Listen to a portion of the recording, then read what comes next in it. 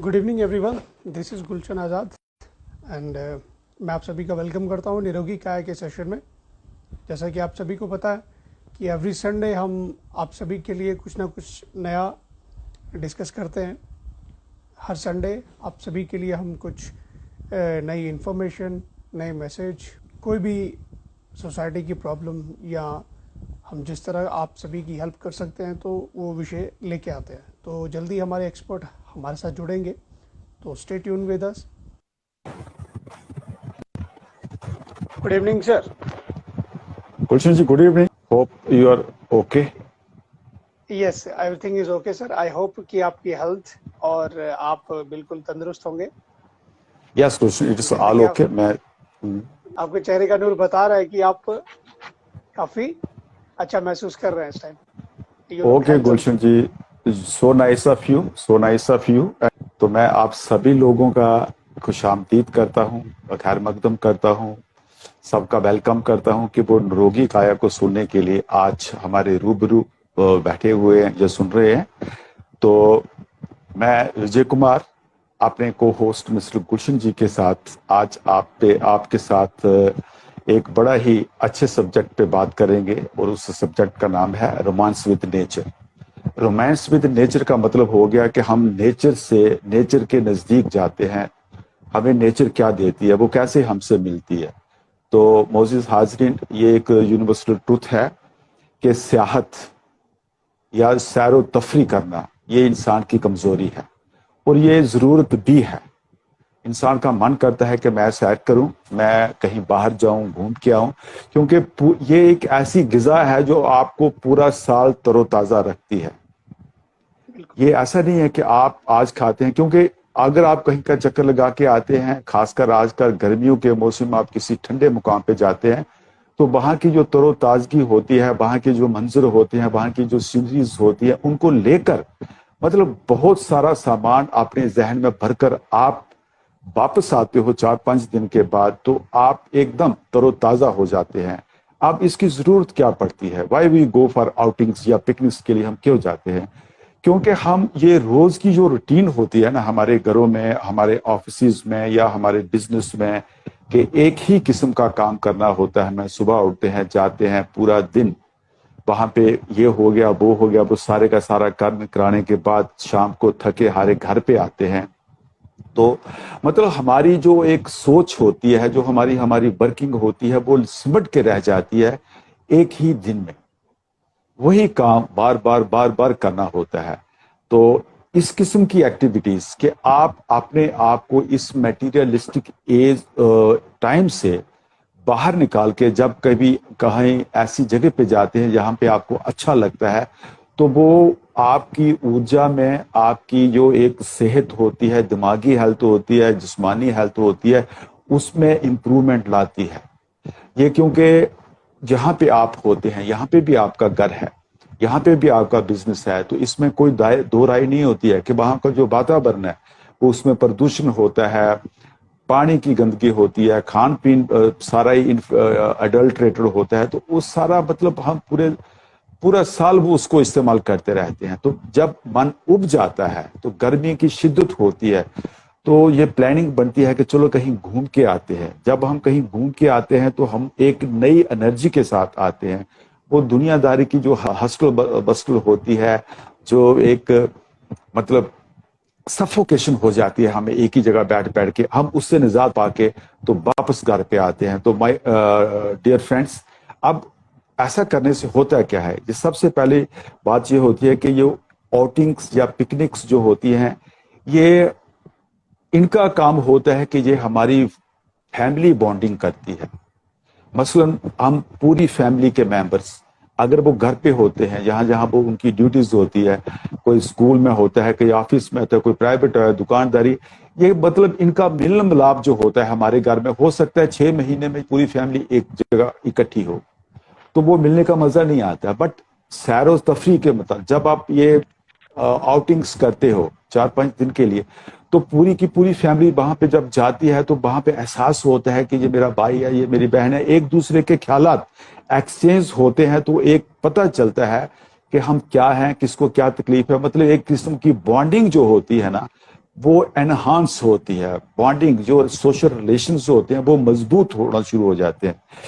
और उसके साथ साथ हमारी सोच में परिवर्तन आता है, हमारी जो मेंटल हेल्थ होती है वो ज्यादा स्ट्रांग हो जाती है, क्योंकि हमारी मेंटल हेल्थ को, हमें हमारे जिस्म को, हमारी सोच को क्या चाहिए होता है।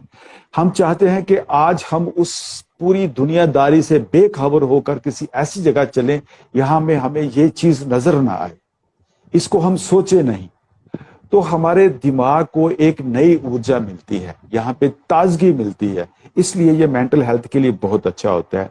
मेंटल हेल्थ के रिलेटेड जो हमारी सोच, जो स्ट्रेसेस होती हैं, जो परेशानीज होती हैं, वो परेशानियां इससे दूर होती हैं, क्योंकि हम बड़ा दूर निकल जाते हैं ये सारा के सारा सामान छोड़ के घरों में, ये सफोकेशन छोड़ छोड़ के हम जब माउंटेन्स पे चले जाते हैं, ताजगी वाले एरिया में चला जाते हैं, ऐसे एरिया में चला जाते हैं यहाँ पे खुली ऑक्सीजन होती है, ताज़ा हवा होती है, प्रदूषण नहीं होता है, खाने पीने को हर सामान जो ऑर्गेनिक मिलता है, तो वो हमारी स्ट्रेस को, मेंटल हेल्थ को बहुत अच्छा रखता है। उसके बाद सबसे बढ़िया बात यह होती है कि आज बच्चे 6 बजे स्कूल चले जाते हैं, 2 बजे आते हैं, पेरेंट्स शाम को 9-10 बजे आते हैं, बच्चे सो गए होते हैं, मतलब घर में रह के घर वालों से मुलाकात संभव नहीं है। तो डियर फ्रेंड्स, जब इकट्ठा ग्रुप हमारी फैमिली का जाता है पिकनिक पे, तो वो बच्चे जिनको हम दिन भर नहीं देख सकते हैं, वो बच्चे 2400 घंटे हमारे साथ होते हैं। बच्चे अपने माँ बाप को देखते हैं, अपने चाचा चाची को देखते हैं, कजन्स को देखते हैं, तो मतलब एक हर्षोल्लास का ऐसा मौसम बनता है, एक ऐसा वातावरण बनता है कि आदमी कहता है कि अगर दुनिया है तो यही दिन है। तो इस किस्म का एक माहौल बनता है। उसके बाद क्या होता है, जो ट्रेडिशंस, जो आपका ये जो ट्रेडिशंस होते हैं, आदान प्रदान होते हैं, तो पिकनिक्स जाने में या आउटिंग्स जाने में इनमें भी मजबूती आती है, बिकॉज वी लर्न शेयरिंग। उसके बाद जो हमारे इलेक्ट्रॉनिक गैजेट्स होते हैं, जो टीवी देखते हैं, 2400 घंटे मोबाइल पे लगे रहते हैं, इन सभी चीजों से छुटकारा मिलता है और हम अपने आप को तरोताजा महसूस करते हैं। ये एडिक्शंस जो होती हैं, ये सारी की सारी हमसे दूर चली जाती हैं। मैं आपको एक किस्सा बताता हूं। हिमाचल की बात है कि पिछले दिनों एक पुलिस ऑफिसर के बच्चे ने अपनी मां को शूट कर दिया। क्यों? कि उसकी मां कहती थी कि तू ये मोबाइल छोड़ दो। तो इस बात पे इतना बड़ा हादसा हो जाता है बिकॉज वो बच्चे जो होते हैं वो एडिक्टेड होते हैं ये इलेक्ट्रॉनिक गैजेट्स देखने के लिए। तो ये एक ऐसा मौका होता है जब हम आउटिंग्स पे जाते हैं, तो बच्चों को इन चीजों का बिल्कुल ही ध्यान नहीं रहता है, बड़ों को भी इन चीजों का ध्यान नहीं रहता है। वो इन सभी चीजों से दूर होके अपने आप को एक ऐसे माहौल में पाते हैं यहाँ पे तरोताजगी और खुशगवारी होती है, ग्रीनरी होती है। उसके बाद आउटिंग्स में सबसे बढ़िया ये चीज होती है कि हम कुदरत को, कुदरत के निजाम को अपने गले लगाते हैं और एक ऐसा एहसास हमें होता है कि जैसा कभी भी अपने जो मटेरियलिस्टिक एरियाज में हम काम करते हैं वहां पे ऐसा कभी महसूस नहीं होता है। ये खूबसूरती होती है। तो माय डियर फ्रेंड्स, ये तो हो गया जब हम वहां पे पहुंचते हैं। वहां पे पहुंचते हैं तो क्या होता है कि इन फायदों के अलावा आउटिंग्स हमें क्या क्या फायदे देती है। ये स्ट्रेस के साथ हमारा ब्रेकअप करवा देती है, ये छुटकारा दिलवाती है हमें स्ट्रेस से, क्योंकि स्ट्रेस के बदले जो हमेशा हमारे दिमागों में रहती है उसके बदले हम क्या देखते हैं वहां पे जाके, हमें ऊंचे ऊंचे पहाड़ नजर आते हैं, ग्रीनरी नजर आती है, बड़े किस्म की फ्लावरिंग नजर आती है और स्ट्रॉन्ग बॉन्डिंग होती है हमारी नेचर के साथ। जो जब नेचर के साथ हमारी बॉन्डिंग स्ट्रांग होती है तो वो नेचुरली वो हमें हेल्थ बेनिफिट्स देती है, क्योंकि हम उस फिजा में सांस लेते हैं, यहाँ पे ताजगी होती है, प्रदूषण नहीं होता है, हर चीज खालिश होती है, तो हमारी हेल्थ को बेनिफिट दे रहा है। निरोगी काया इस प्रोग्राम में आज का मौजू इसलिए हमने ये रखा हुआ है कि जब हम कुदरत से रोमांस करते हैं, नेचर से रोमांस करते हैं, तो हमें बेनिफिट्स होते हैं, नुकसान कोई नहीं होता है। उसके बाद ऐसे में जब हम ये एक प्रैक्टिकली जब लोगों ने देखा कि ये चलो देखते हैं कि होता क्या है, जापान में एक एक्सपेरिमेंट किया गया।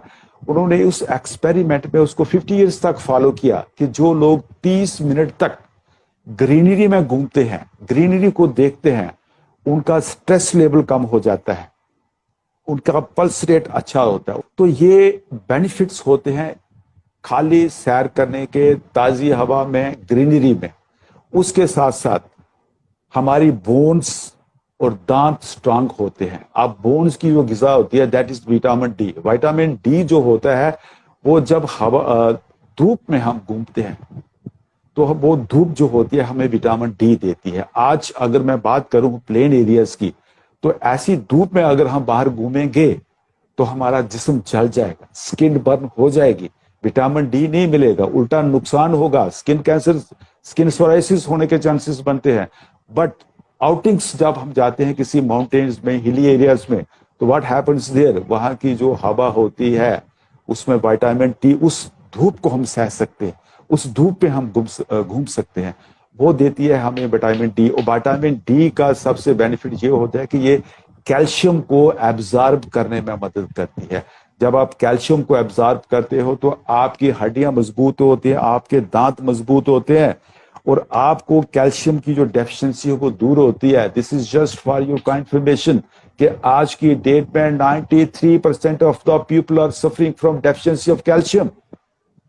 I'll repeat it, 93% of the people, उनको कैल्शियम की डेफिशिएंसी है।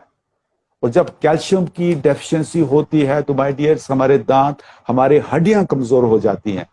ये इससे क्या होता है, रिकेट्स हो जाते हैं, मतलब हमारी हड्डी कमजोर होती है, बच्चों की हड्डियां कमजोर होती हैं, वो वीक हो जाती हैं, वो ग्रो नहीं कर पाते अच्छी तरह से, वो कमजोर ही रहते हैं, उनकी ग्रोथ में फर्क पड़ता है, उनके हेल्थ में फर्क पड़ता है। तो माय डियर फ्रेंड्स, ये कुछ, ये चंद, इसके अलावा तो बड़े फायदे होते हैं, ये चंद जिसका जिक्र मैंने आपके सामने किया वो ऐसा होता है कि आउटिंग्स के लिए हम क्यों जाते हैं। सर बिल्कुल सर। सर एक्टिव रहना एक फन है। अगर कोई इंसान एक्टिव है तो वो अपने हेल्थ को, अपनी फैमिली को, अपनी फैमिली रिलेशंस में एंजॉय करता है। लेकिन होता क्या है, इस भीड़ भाड़ भरी जिंदगी में या फिर इतनी बिजी जिंदगी में होता क्या है, एक संडे मिलता है इंसान को आराम करने के लिए या फिर रेस्ट करने के लिए।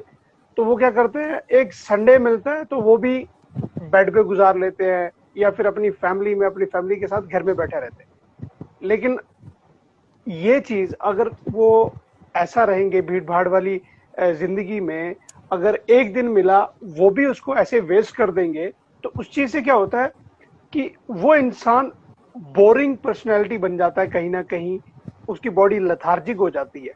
लेकिन अगर वो लोग, वो कोई भी इंसान अगर पिकनिक या आउटिंग करते हैं ऐसी एक दिन में, जहां पे बच्चे वो खुद इस भीड़ भाड़ भरी जिंदगी से या फिर इलेक्ट्रॉनिक गैजेट से घिरी हुई जिंदगी से कहीं ना कहीं निजात पा सकते हैं। जैसे ही पूरी फैमिली एक नए एनवायरनमेंट में जाती है, खुली हवा में जाती है, ताजे एनवायरनमेंट में जाती है, तो क्या करते हैं, सबसे पहले हम देखते हैं कि छोटे छोटे बच्चे ना, जैसे उनको खुला मैदान मिलता है, ग्रीन लश एरिया जब मिलता है, तो बच्चे एकदम से खेलना स्टार्ट कर देते हैं। लेकिन जब एक मैच्योर पर्सन छोटे छोटे बच्चों को खेलता हुआ देखता है ना, तो कहीं ना कहीं उसके मन में भी ना एक ऐसे विचार आते हैं कि क्यों ना मैं भी इनके साथ फन करूं। उसके दिमाग में, उसके दिल में भी एक आरज़ू जागती है कि कहीं ना कहीं मैं भी इस चीज से कहीं दूर भाग गया हूं, मेरे को भी ऐसे लाइफ को एंजॉय करना है, एनवायरनमेंट को एंजॉय करना है, उसको एम्ब्रेस करना है कि उसमें जो ताजगी है, उसमें जो अपनापन है, उसमें जो जो प्यार हमें जो नेचर देती है, मेरे को उसको एम्ब्रेस करना है। तो बच्चों, जैसे बच्चे आपके वहां पे एनवायरनमेंट में उसको एंजॉय करेंगे, वैसे ही आप भी उस चीज को एंजॉय करना स्टार्ट कर देंगे। उसी के साथ ये चीज आउटिंग, जैसे आप फैमिली के साथ जाते हैं, तो ये चीज आप अगर सोच ही लेते हैं ना, तो ये चीज आपको इंस्पायर करती है कुछ नया करने के लिए। आपका जो ब्रेन होगा उसमें कॉग्निटिव माइंड जो होगा वो बड़ी जल्दी आप में, आपके दिमाग में, आपके दिल में बहुत अच्छे अच्छे विचार आएंगे, आप कुछ क्रिएटिव करने की सोचेंगे। फ्रेशनेस होती है जो नेचर की, वो आपको, आपके दिमाग को, आपके रूह को फ्रेश कर देती है। क्योंकि ताजी हवा, आज हम देख रहे हैं किसी सिटी में जो लोग रहते हैं उनको पता है कि हवा बिल्कुल ताजी नहीं है, उसमें कितने सारे पोल्यूटेंट्स हैं। लेकिन अब जैसे ही एक अच्छे माहौल में जाते हैं, आउटिंग करते हैं, एक ऐसे इलाके में जहाँ पे सुंदर से पहाड़ होते हैं, ग्रीनरी रहती है, पोल्यूशन का नामो निशान नहीं होता, तो वहां पे हवा जो होती है, स्पेशली जो हवा, उसमें प्योर ऑक्सीजन रहती है, जिसकी वजह से जैसे आप ब्रीथ इन करते हैं, हवा अंदर लेते हैं, सांस लेते हैं, तो आपकी बॉडी के अंदर जो ऑक्सीजन जाती है ना, तो उसमें पोल्यूशन नहीं होता। दैट मीन्स जब आपकी बॉडी उस ऑक्सीजन को ब्रीथ करेगी तो आपके लंग्स को पोल्यूशन के साथ लड़ना नहीं पड़ेगा। तो आपकी बॉडी को एक तरह से एनर्जी बूस्टर मिल रहा है कि आपकी एनर्जी बड़े जल्दी उसको रिकवर कर रही है, या आप बड़ा अच्छा फ्रेश या एनर्जेटिक फील करते हैं, जिसकी वजह से आपके लंग्स भी इंप्रूव रहते हैं, आपकी मेंटल हेल्थ भी इंप्रूव रहती है। साथ ही साथ पिछले 2 सालों में हमने जो एक वर्ड सुना है, इम्यूनिटी, तो जब आप फ्रेश एयर में जाते हैं तो आपकी इम्यूनिटी भी बूस्ट होती है।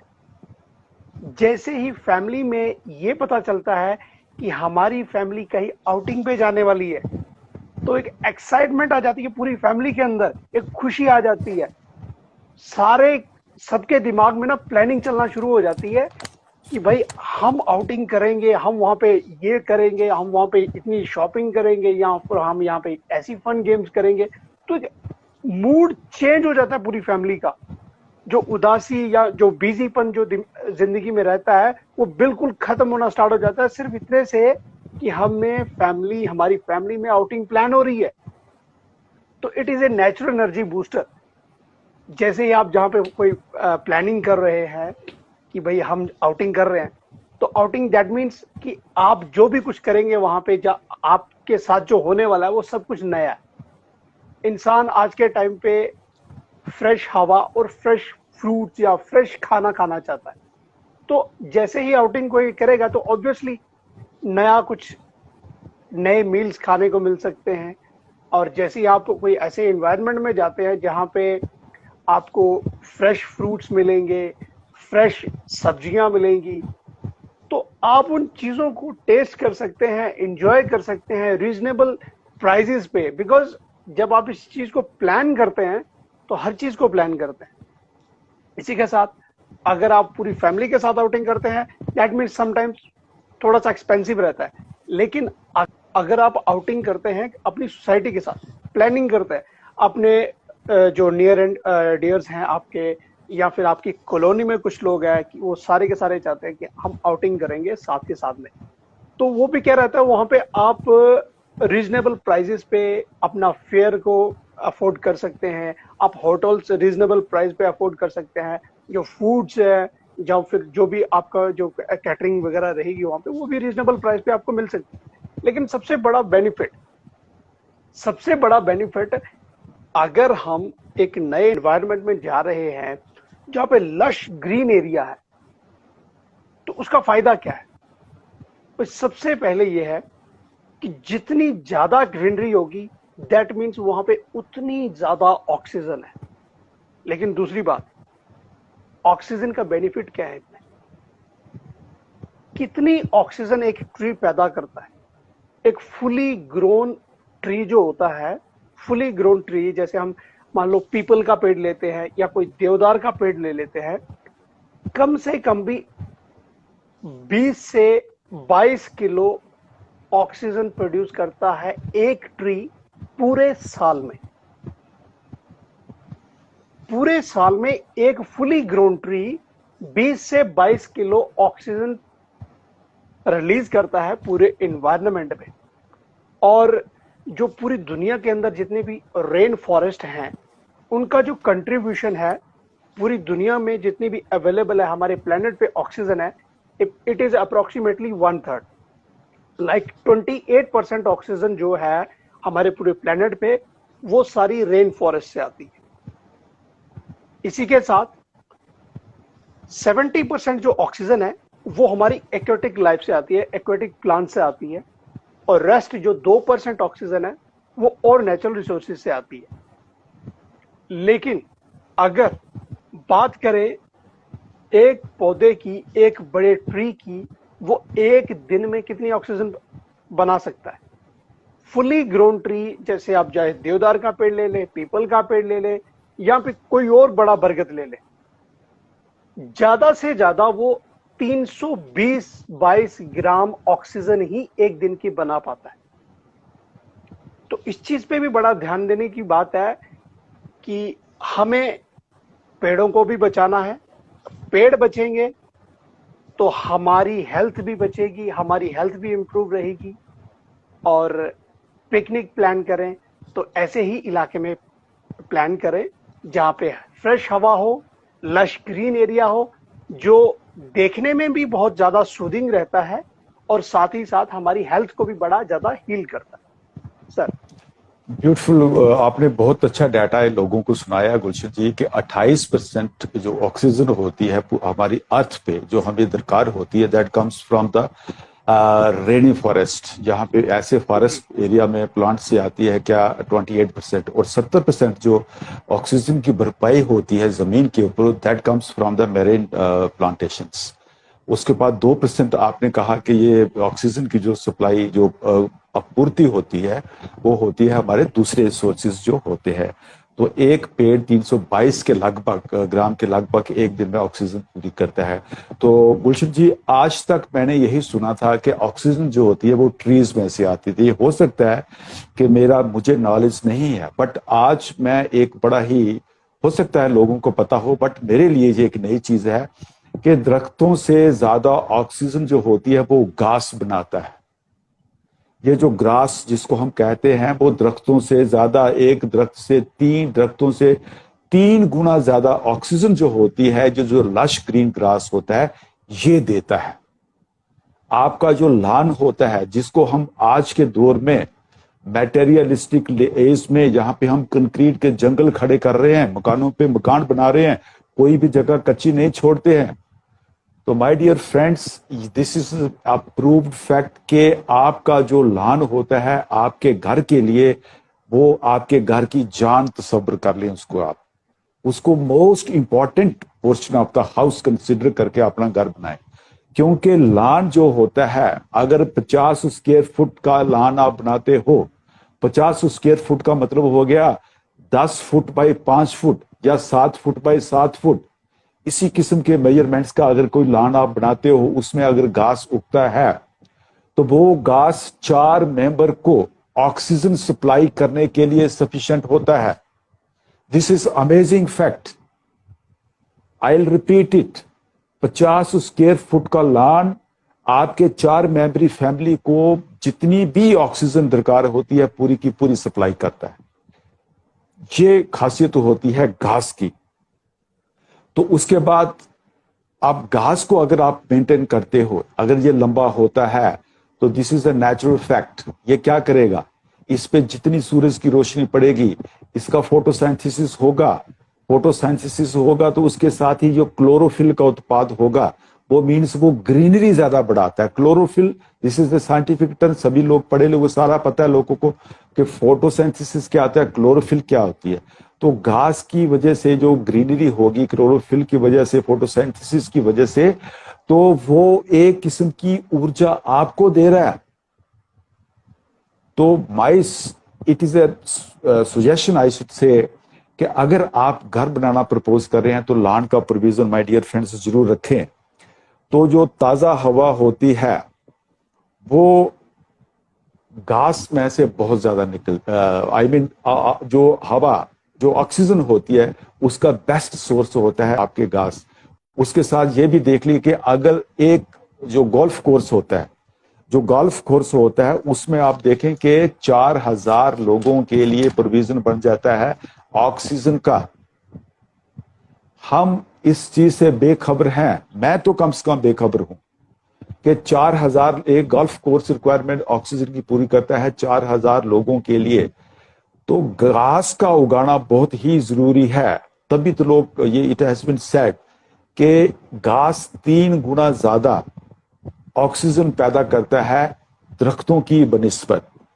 तो घास को काटोगे तो इट मीन्स कि आप, और घास का दूसरा फायदा क्या होता है कि इट एब्जॉर्ब्स कार्बन डाइऑक्साइड। ये कार्बन डाइऑक्साइड को एब्जॉर्ब करता है, उसको जो इसके ब्लेड्स होते हैं, जो घास की पत्तियां होती हैं, उसके ऊपर, मतलब it act as a cleaning agent of the air. जो हवा में इम्प्यूरिटीज होती हैं, डस्ट होती है, जो भी कार्बन डाइऑक्साइड होती है या कार्बन होती है, वो सारे के सारे इनके ब्लेड्स, इनके पत्तों पे सेटल हो जाते हैं। जब सुबह शबनम होती है, रात को ओस गिरती है, तो वो पत्ते घास के धुल के ये सारी की सारी डर्ट, डस्ट, कार्बन सारे का सारा उनकी रूट्स पे चला जाता है, जमीन पे चला जाता है। जमीन के अंदर जो माइक्रोब्स होते हैं वो इसको कन्वर्ट कर देते हैं फर्टिलाइजर्स में। Just imagine the benefit of grass. ये ग्रास का बेनिफिट आप देख ले क्या करता है काम। तो माय डियर फ्रेंड्स, इसके बाद ये घास को एक carbon sink, good carbon sink का ओहदा दिया हुआ है। अब कार्बन सिंक क्या होता है? ये एक नेचुरल इन्वायरमेंट होता है that stores carbon based compound, मतलब कार्बन बेस्ड जो कंपाउंड्स होते हैं उनको वो इकट्ठा करता है। तो इकट्ठा करने के बाद उनको क्या करता है? वो वही जो मैंने कहा कि उनको कन्वर्ट्स इनटू फर्टिलाइजर्स, उनका खाद बना देता है। घास इकट्ठा करता है, उसको फिर से खाद बनाता है, वो जो खाद बन जाता है वो फिर उसको बेनिफिट करता है। दिस इज अमेजिंग, ये एक नेचुरल प्रोसेस है। तो माय डियर फ्रेंड्स, जो घास है उसको अहमियत देनी चाहिए। उसके बाद कार्बन कॉम्सो ये जो फोटोसिंथेसिस का अमल होता है, ये बिकॉज ऑफ घास बड़ा स्पीडी हो जाता है। This is how green grass helps keep our healthy strong. और देखो, आप एक एग्जांपल मैं बताता हूं कि जब हम अपने शहर में होते हैं, जो लोग शहरी होते हैं, जिनको जो कम चलते हैं, तो जब उनको पहाड़ों पे कहते हैं कि आप चलो हम सैर करने जाते हैं, तो वो वहां पे भी थके हुए होते हैं, वो चल नहीं पाते। वो भी कहते हैं कि यहाँ पे कोई कन्वीनियंस, कोई ऑटो रिक्शा मिले, 10 कदम चल रहे हैं तो वो गाड़ी को हायर करने की कोशिश करते हैं। बेरहस उसके पैरेलल आप देखेंगे पहाड़ों में लोग क्या करते हैं। आप चश्मदीद गवाह बन सकते हो, आप अपनी आंखों से देख सकते हो कि जो पहाड़ी लोग होते हैं, कांधे के ऊपर उन्होंने सामान उठाया होता है और वो पहाड़ों के ऊपर बड़े मजे से चढ़ते जाते हैं। क्यों? रीजन क्या है? उसका यही रीजन है कि उनका खाना पीना खालिस है, उनकी हवा खालिस है, उनके हवा में प्रदूषण नहीं है, उनके हवा में डर्ट नहीं है। तो दिस इज अ डिफरेंस कि जो पहाड़ी लोग होते हैं वो क्यों चलना अच्छा लगता है या क्यों चलने में सक्षम होते हैं। बिल्कुल सर, पहाड़ी लोग तो बिल्कुल बहुत ही ज़्यादा हेल्दी रहते हैं, बिकॉज जैसे कि आपने बताया कि हवा ताज़ी है, खाना जो रहता है उनका वो भी बिल्कुल जितने भी हमारे केमिकल्स हैं उनसे रहित रहता है। वो बहुत कम यूज़ करता है केमिकल्स पहाड़ी इलाकों, तो वो उनका लाइफस्टाइल जो है वो बड़ा नेचुरल रहता है। लेकिन एक और चीज़ होती है, जैसे शहरों में अक्सर देखा गया है कि बड़े बड़े पार्क्स होते हैं, लॉन्स बनाए होते हैं लोगों ने या सोसाइटीज ने या फिर म्यूनसिपैलिटीज ने, तो वहाँ पे गर्मियों के दिनों में या बरसात के दिनों में घास जो होती है वो लंबी लंबी हो जाती है। लेकिन ये सारी चीजें ब्यूटिफिकेशन के लिए घास को काटा जाता है, हर साल उसकी मेंटेनेंस की जाती है, हर साल क्वार्टरली, कई बार हाफ ईयरली उस घास की मेंटेनेंस के लिए उसको काटा जाता है। लेकिन क्या घास का बार बार काटना उन लॉन्स की मेंटेनेंस करने के लिए क्या एनवायरनमेंट में कुछ हार्म पहुंचता है? बिल्कुल पहुंचता है, बिकॉज जैसा कि सर ने बताया कि घास जो है एक फुली ग्रोन ट्री से 3 गुना ज्यादा ऑक्सीजन एनवायरनमेंट को देता है।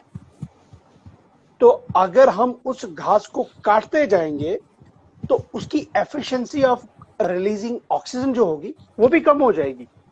वो कार्बन डाइऑक्साइड को अब्जॉर्ब कम कर पाएगा। अगर कार्बन डाइऑक्साइड वो कम अब्जॉर्ब कर रहा है तो ऑक्सीजन भी कम ही देगा। तो ये चीज जो होती है, जो सिंक का काम जो घास करता है, कार्बन सिंक का, तो वो भी उसका कम हो जाएगा। जैसे कि सर आपने बताया कि जो घास रहती है, घास सबसे ज्यादा ऑक्सीजन प्रोवाइड करती है। दैट मीन्स अगर जितनी भी ऑक्सीजन प्रोवाइड कर रही है उतना उसने कार्बन कंटेंट को भी अब्सॉर्ब किया है। यानी कि पोल्यूशन को अब्सॉर्ब किया है। जितना कार्बन कंटेंट रहेगा, अगर मैं नॉर्मल से एग्जांपल देखूं तो सर, अगर हम हाईवेज पे चलते हैं तो डिवाइडर पे ना कई बार घास पे हम देखते हैं कार्बन जमा होता है। उस घास पे ना बिल्कुल काली सी एक परत हो जाती है, जहां फिर पौधे जो लगाए होते हैं उनकी पत्तियों पे काले काले कार्बन जमा रहता है, बिकॉज रोड साइड तो बहुत ज्यादा कार्बन होता है, राइट। लेकिन वही कार्बन जब घास जितना ज्यादा होगा, उस कार्बन को उतना ज्यादा अब्सॉर्ब करेंगे, वो एज ए फिल्टर काम करेंगे। जितनी ज्यादा पत्तियां होगी वो उतना ज्यादा उस कार्बन कंटेंट को अपने आप में उसको सोक करेंगी। और जैसे ही सर ने जैसे बताया कि जैसे ही सुबह सुबह हम देखते हैं घास पे ओस पड़ती है, बारिश पड़ती है, जितना कंटेंट उस पत्ते पे होगा, घास के ब्लेड पे जितना भी वो कार्बन जमा होगा, वो कार्बन सारा का सारा उसकी जड़ों में चला जाएगा। जब वही कार्बन जब जड़ों में चला जाता है तो जितने भी माइक्रो ऑर्गेनिजम्स रहते हैं वो सारे कार्बन को एज ए फर्टिलाइजर यूज कर लेते हैं। इसी के साथ जितना ज्यादा घास होगा उतनी ज्यादा फोटोसिंथेसिस होगी, उतनी ज्यादा क्लोरोफिल होगी, ग्रीनरी ज्यादा होगी। ग्रीनरी ज्यादा होगी दैट मीन्स ऑक्सीजन ज्यादा प्रोड्यूस होगी। इसी के साथ हमारे इकोसिस्टम में भी घास का बड़ा ज्यादा रोल है। हम जंगलों में देखते हैं कि जितना ज्यादा घास होता है उतने ज्यादा छोटे छोटे जो जानवर रहते हैं, जैसे हम खरगोश देखते हैं या फिर छोटे छोटे जानवर जैसे रहते हैं, जहाँ पंछी हो जाते हैं, तो इनके लिए वो छोटा एज ए घर काम करते हैं, घर भी और उनका फूड का सोर्स भी रहते हैं। इसी के साथ घास बड़ी होगी तो बड़े जानवरों के लिए चारा भी होगा। दैट मीन्स उनका लाइफ का साइकिल चल रहा है। और जितना ज्यादा ग्रीनरी घास ज्यादा होगी उतनी ज्यादा एनवायरनमेंट में ऑक्सीजन भी ज्यादा प्रोड्यूस होगी। ऑक्सीजन पे जोर इसलिए बिकॉज इंसान को जिंदा रहने के लिए एक ऑक्सीजन की जरूरत ही है सबसे ज्यादा हवा में। तो अर्थ में, हमारी अर्थ में देखा जा रहा है कि आज हम देख रहे हैं कि बिना बेमौसम की बरसात हो जाती है। जहां बारिश कभी हुई नहीं वहां पे इतना ज्यादा फ्लड आ जाता है, या फिर जहां पे बारिशें होती रहती थी, जो मतलब इतने ज्यादा रेन फॉरेस्ट जिसे हम बोलते थे, वहां पे 2-2 साल तक बारिश नहीं होती। तो सारा इकोसिस्टम, सारा एनवायरनमेंट, ये सारा ग्लोबल जो जितना भी हमारा ग्लोबलाइजेशन हो रही है, तो इसमें हमारा बहुत ज्यादा हमें हमारे एनवायरनमेंट को प्रॉब्लम हो रही है, जिसकी वजह से हमारी सबसे ज्यादा सॉइल भी इरोड हो रही है। हमारी जो धरती की ऊपरली सतह है जहां पे घास उगता है वो भी इरोड हो रही है। लेकिन जितना ज्यादा घास होगा उसकी जितनी घास की रूट्स पेड़ से ज्यादा डेंस होती है। अगर हम घास का छोटा सा तिनका देखें तो छोटा सा तिनका 1 इंच का होगा, लेकिन उसकी जड़ें जो होगी वो बहुत ज्यादा, उसका फैलाव बहुत ज्यादा होता है।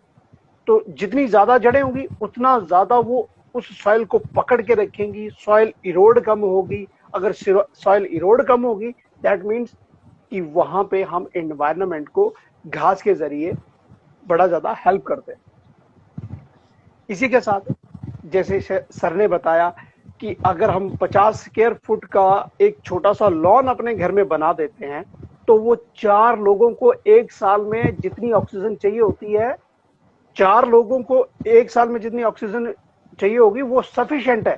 7x7 का या 10x5 का हम छोटा सा एक लॉन बनाते हैं तो इतनी सफिशिएंट है वो कि इतनी ऑक्सीजन हमें प्रोवाइड कर सकता है। इसी के साथ वो जो लॉन है हमारे एनवायरनमेंट को, हमारे घर को, हमारा पूरा जितना भी घर का एरिया है उसको भी कूल करता है, उसको भी, और साथ में वहां का टेम्परेचर को भी मेंटेन करता है। साथ ही साथ हम सभी ने ये चीज तो सुनी होगी, देखने के लिए जितना ग्रीनरी अच्छी लगती है, अगर हम उसी घास पे, ओस की बूंदों पे सुबह सुबह उस घास पे चलें तो हमारी आंखों के लिए भी बहुत ज्यादा बेनिफिशियल है। तो इस चीज के बहुत ज्यादा बेनिफिट्स हैं। समय इतना ज्यादा नहीं है हमारे पास कि हम इतने ज्यादा बेनिफिट को गिनाएं, लेकिन जो कॉमन है तो हम उस पर बात कर रहे हैं। तो बहुत सारे बेनिफिट्स हैं घास के हमारी लाइफ में। सर हाँ, ये एक और चीज घास से रिलेटेड गुलशन जी हम बताते हैं सुनने वालों को कि घास की अहमियत को मद्देनजर रखते हुए कि घास best source of producing oxygen है।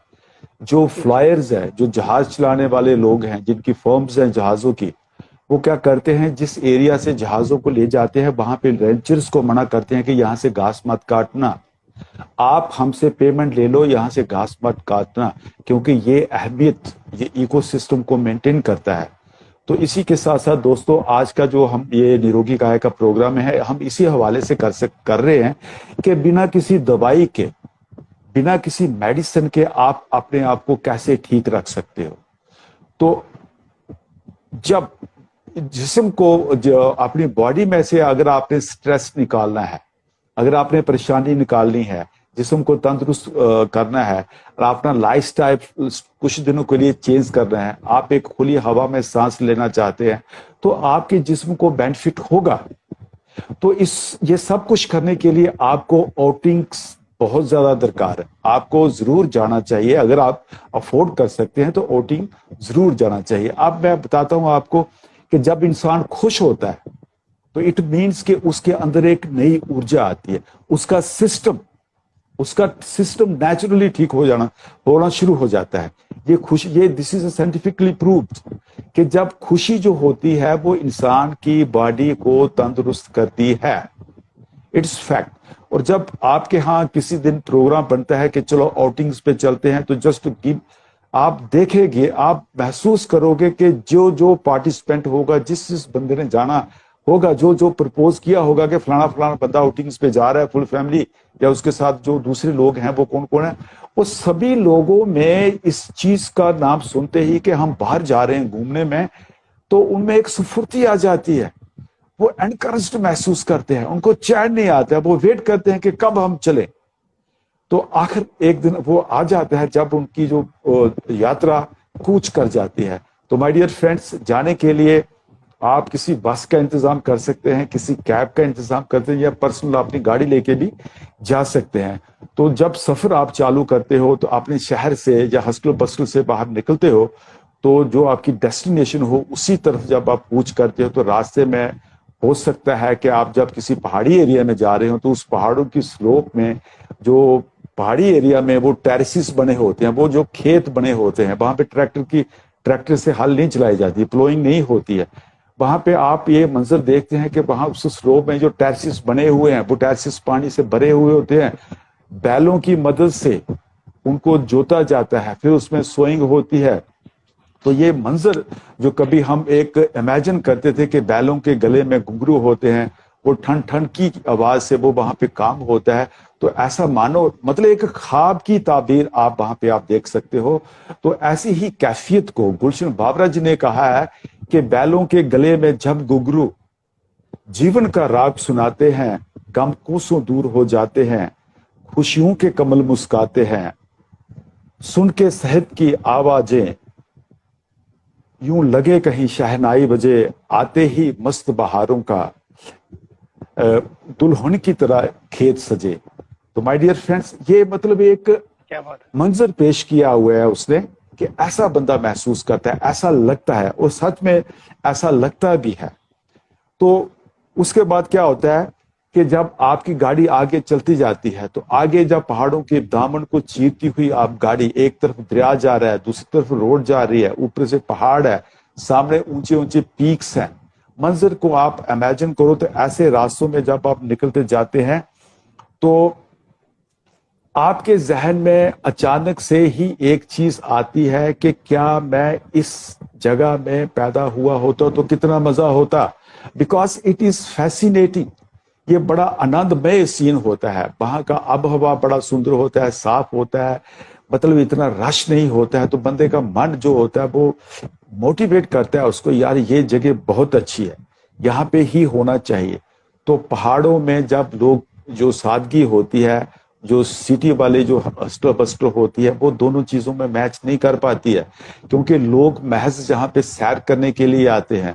और पहाड़ी एरिया में ये चीज मशहूर है कि अक्सर जो सेहत करने आते हैं, जो सैर करने आते हैं, जो परदेसी लोग जो आते हैं, उनके लिए मतलब ये कहा जाता है कि वो मैं नज़म के जरिए आप तक पहुंचाता हूं कि तुम परदेसी किधर से आए, आते ही मेरे दिल में समाए, करूं क्या हाथों से मन निकला जाए, क्या फूल बूटे हैं पहाड़ों में जो कहते हैं, परदेसी तो झूठे हैं। माय डियर फ्रेंड्स, झूठे इसलिए भी हैं क्योंकि वो चंद दिनों के लिए वहां पे आते हैं, मजा लेते हैं, तो उन पहाड़ों की जो ताजगी होती है उसको चुराकर, उन पहाड़ों की सीरीज को चुराकर वो वापस अपने घरों को ले जाते हैं। बिकॉज पहाड़ी एरिया ऐसा होता है जो आपको इनवाइट करता है। ये वादियां, ये फिजाएं आपको दावत देती हैं कि आप आओ, हमें एंजॉय करो।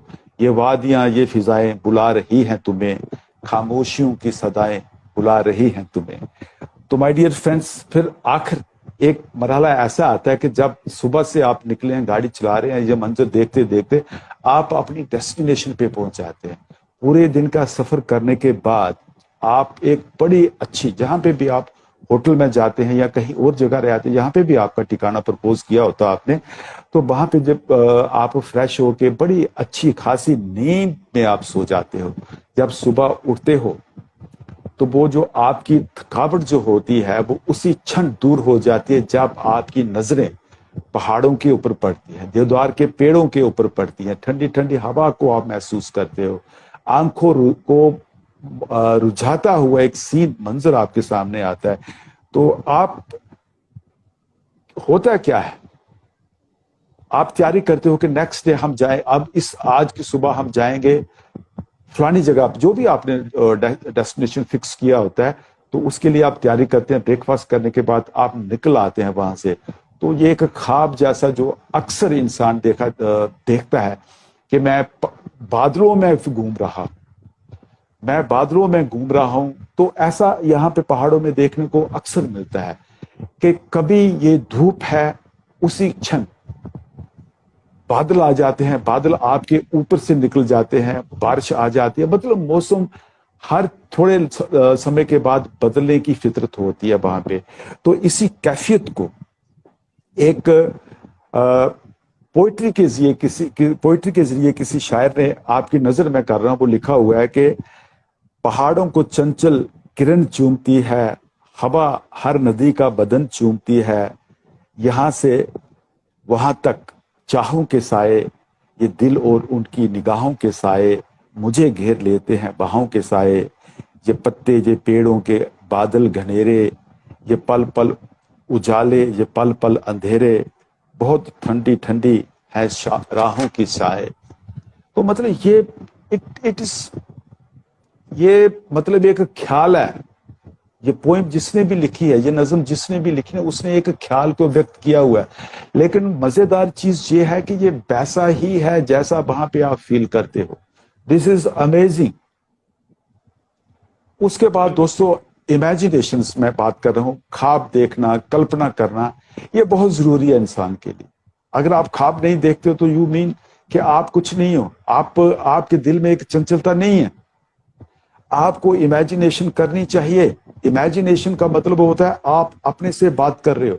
इमेजिनेशन का मतलब होता है कि आप अपने ड्रीम्स को देख रहे हो, अपनी चाहत को देख रहे हो, अपनी ख्वाहिशात को देख रहे हो।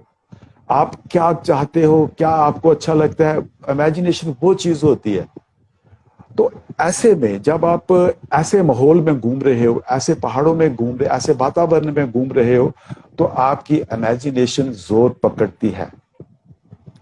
तो अगर खुदा ना खास्ता आप किसी रिलेशनशिप में हैं, तो ऐसा मंजर, ऐसी खुशगवारी, ऐसी ग्रीनरी में जब आप उसको इमेजिन करते हैं अपने किसी फ्रेंड को, तो आप ये कहने के लिए बेसाख्ता कुछ भी नहीं, मतलब आपके मुंह से ये अल्फाज को सुना जा सकता है, आपका गुनगुनाहट सुनी जाती है कि कल तुमको देखा था मैंने अपने आंगन में, जैसे कह रही थी तुम मुझे बांध लो बंधन में। ये कैसे रिश्ते हैं, ये कैसे सपने हैं, बेगाने होकर भी ये लगते अपने हैं। मैं सोच में रहता हूँ, डर डर के कहता हूँ, पल पल दिल के पास तुम रहते हो। जीवन मीठी प्यास ये कहते हो। हर शाम आंखों में तेरा आंचल लहराए, हर रात यादों की बारात ले आए।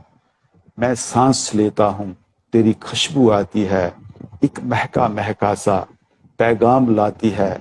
मेरे दिल की धड़कन भी तेरे गीत गाती है। माय डियर फ्रेंड्स, ये जो चीज, ये जो पोइट्री होती है, फॉर व्हाट इट इज, ये किस लिए होती है? ये आपके मन को रुझाने के लिए होती है। जब आपका मन रुझता है, आप खुश होते हैं। जब आप खुश होते हैं, आपका संचार, आपका ब्लड सर्कुलेशन बहुत अच्छा रहता है, बड़ा तेज होता है।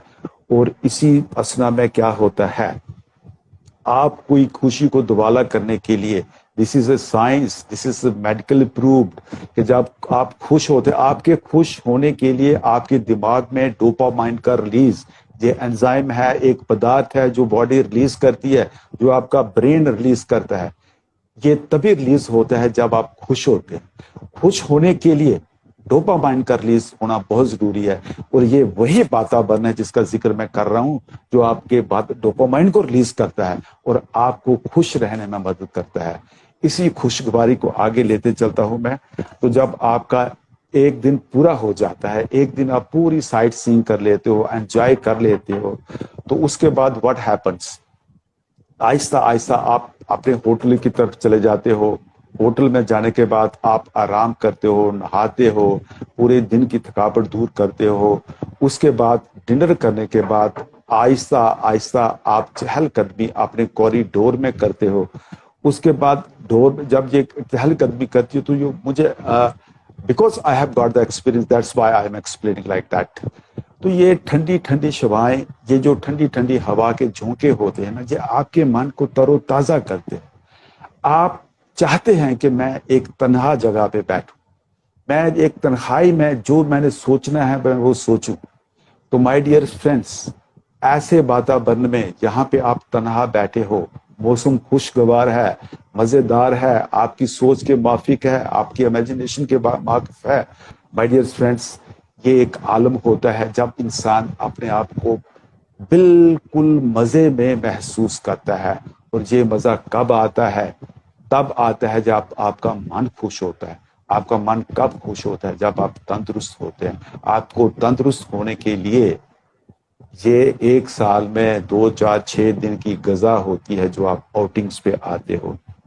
डियर फ्रेंड्स, दूसरी बात मैं आपसे और शेयर करना चाहूँ कि इंसान की कल्पना कभी खत्म नहीं होती। इमेजिनेशन नेवर स्टॉप्स, और कभी भी खत्म नहीं होती है। एक्सक्लूसिवली इमेजिनेशन तब बिल्कुल ही खत्म नहीं होती है once you are in love with somebody. आप किसी से प्यार करते हो तो ये इस इमेजिनेशन का मजा दुगना हो जाता है और उससे आपकी सेहत को डबल बेनिफिट मिलता है। तो माय डियर फ्रेंड्स, तो इसी खुशी के माहौल में इंसान कभी कभी गुनगुनाता है कि कभी कभी मेरे दिल में ख्याल आता है कि जैसे तुझको बनाया गया है मेरे लिए, तू अब से पहले सितारों में बस रही थी कहीं, तुझे ज़मीं पे बुलाया गया है मेरे लिए। कभी कभी मेरे दिल में ख्याल आता है कि जिसको, कि जैसे तू मुझको चाहेगी उम्र भर यूं ही, उठेगी मेरी तरफ प्यार की नजर यूं ही, मैं जानता हूं तू गैर है मगर यूं ही, कभी कभी मेरे दिल में ख्याल आता है। तो माय डियर फ्रेंड्स, इसी असना में हमारा जो एक टूरिंग प्रोग्राम होता है, आउट गोइंग का प्रोग्राम होता है, वो ऑलमोस्ट खत्म हो जाता है। तो हम वापसी पे ये सपने, ये ख्वाब, ये तदबीर तो उसकी हो भी सकती है, लेकर वापस आ जाते हैं मीठी मीठी यादों के साथ। और ये जो यादें होती हैं हमारे जीवन का एक बहुत अभिन्न अंग होता है। जब कभी भी हमारा मन करता है, हम इस कैफियत को महसूस करते हैं, इसको सोच सकते हैं, इसको हम किसी को सुना सकते हैं, वो मोटिवेट हो जाता है कि वो भी अपनी जिंदगी के मजे ले। अब इसमें एक बड़ा ही जरूरी अहम होता है, वापसी तो हमारी हो जाती है, तो वापसी करते समय हमें क्या क्या करना है, क्या क्या प्रिकॉशन लेने होते हैं, उसके लिए मैं अपने गुलशन जी को दावत देता हूं कि वो कुछ फरमाएं। तो सर, सबसे पहले मैं ये बताना चाहूंगा कि जिस तरह आपने ये अपनी इमेजिनेशन और आपने ये इस चीज को एक्सप्लेन किया ना, तो आई वाज फीलिंग कि मैं उस चीज को जी रहा हूँ। तो मतलब मेरे में इतनी एक्साइटमेंट आ गई है कि I am going to plan a picnic, और आउटिंग मैं भी प्लान करने वाला हूँ। तो इस चीज का तसव्वुर करने से, एक इमेजिन करने से ही अगर इंसान में इतनी एक्साइटमेंट आ जाती है, तो आई कैन इमेजिन कि जब कोई भी इंसान अगर आउटिंग करेगा तो उसकी लाइफ में कितनी चेंजेस आने वाले हैं, या उसको कितने ज्यादा बेनिफिट्स इसके मिलने वाले हैं। इसी के साथ सर, ये पल जो होते हैं ये जिंदगी में रोज नहीं आते। जैसे भीड़ भाड़ भरी जिंदगी से हम कुछ पल चुरा के ऐसे माहौल में जाते हैं जहां हमें ये चीजें मिलती हैं, हम इन चीजों को एंजॉय कर सकते हैं। लेकिन इन यादों को संजोए रखने के लिए अगर आज हमारे पास कुछ पॉसिबल चीजें हैं कि इन चीजों को हम, इन यादों को हम संजोए रख सकते हैं, उन तस्वीरों को वैसे ही देख सकते हैं जैसे हमने जाके वहां पे देखी है, तो हम कुछ चीजों को रिकॉर्ड कर सकते हैं। पॉसिबल हो तो आप उन पहाड़ों में जो सनसनाती हुई हवा है, तो तेज हवा चलती है, उसमें कितनी खुशबू रहती है, वो खुशबू आप तो नहीं ले पाएंगे रिकॉर्डिंग में, लेकिन आप जब उस हवा की आवाज को सुनेंगे ना, तो यू विल फील रिफ्रेशिंग। आपको पता लगेगा कि नहीं, ये कितना रिफ्रेशिंग है, कितना सूदिंग है, कितना माइंड को रिफ्रेश करने वाला है। आप जैसे ही सुबह देखते हैं तो सुबह ताजी हवा चलती है, आप उसको रिकॉर्ड कर सकते हैं। दोपहर में जो आप मंजर देखते हैं आप उनको रिकॉर्ड कर सकते हैं। शाम, जब शाम ढलती है, उसी के साथ आप देखते हैं, सुनते हैं कि जो कीड़े मकोड़े होते हैं ना पहाड़ों में, उनका एक अलग ही म्यूजिक रहता है, उस चीज को भी आप रिकॉर्ड कर सकते हैं। तो इन चीजों को जैसे ही आप संजोना स्टार्ट करेंगे ना, आप प्रेजेंटली वहां पे रिकॉर्ड कर रहे होंगे, लेकिन जब आप घर में बैठे उन चीजों को सुनेंगे ना, तो यू विल फील कि आप दोबारा उस माहौल में चले गए।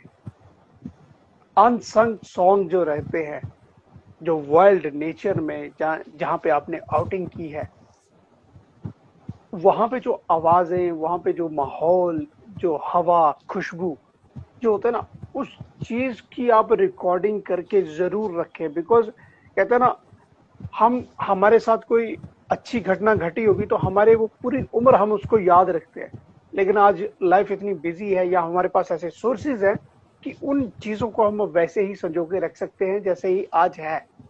तो ये चीजें बहुत करना आपके लिए जरूरी भी है और अच्छा भी है।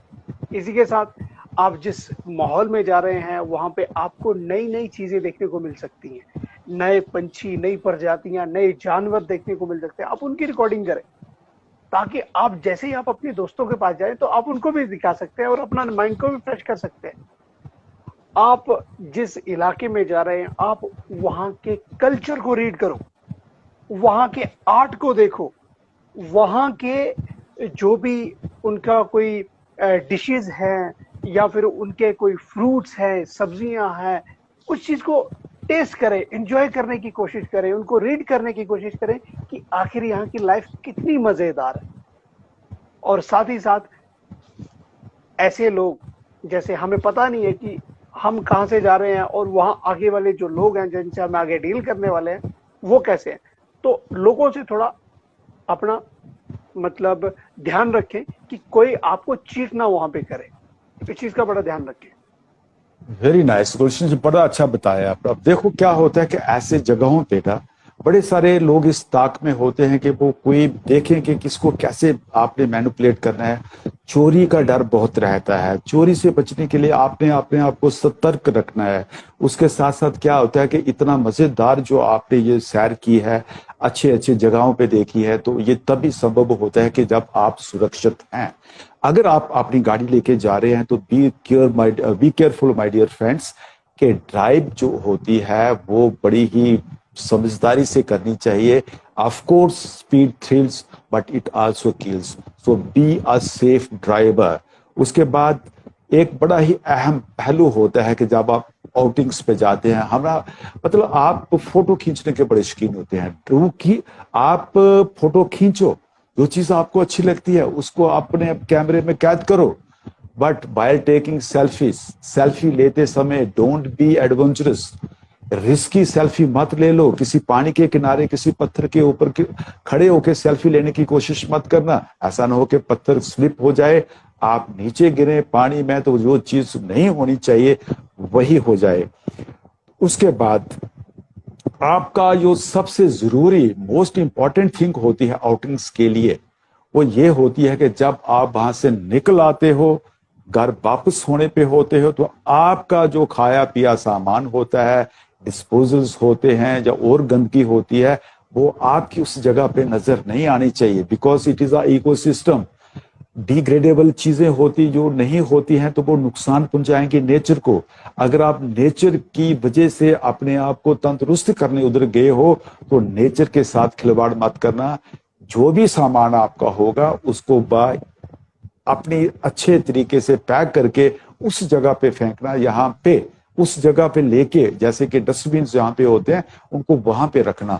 तो माय डियर फ्रेंड्स, बात ऐसे है कि अगर आप हैप्पीली अपने घर वापस आ जाते हैं तो आप अपनी इंप्रूव्ड हेल्थ के साथ अपने दोस्तों के साथ एक दफा फिर से मिल सकते हैं अपनी जगह पे आके, अपने घर आके।